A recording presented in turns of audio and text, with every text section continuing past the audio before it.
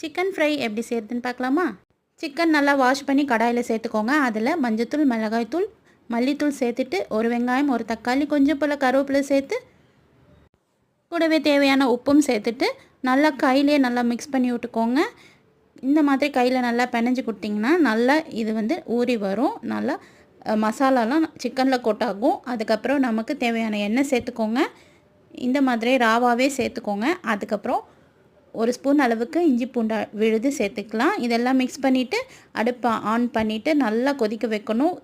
தண்ணி கொஞ்சம் போல் ஒரு 1/4 டம்ளர் தான் சேர்த்துருக்கேன். நல்லா இந்த மாதிரி அப்பப்போ கிளறி விட்டு ஓப்பன் பண்ணி பாருங்கள். இது போல் ரெடி ஆகிடுச்சு. இந்த அளவுக்கே பக்குவம் கரெக்டாக இருக்குது. இதுக்கும் மேலே நல்லா ஃப்ரையாக வேணும்னா இன்னும் நீங்கள் 5 நிமிஷம் அடுப்பில் வச்சு எடுக்கலாம். அவ்வளோதான் ஃப்ரெண்ட்ஸ், ரொம்ப ஈஸியான சிக்கன் ஃப்ரை ரெடி. இதே மாதிரி நீங்களும் உங்கள் வீட்டில் செஞ்சு பாருங்கள். சாம்பார், ரசத்துக்கு எல்லாத்துக்குமே ரொம்ப சூப்பரான சைட் டிஷ். நீங்களும் ஒரு தடவை ட்ரை பண்ணி பாருங்கள்.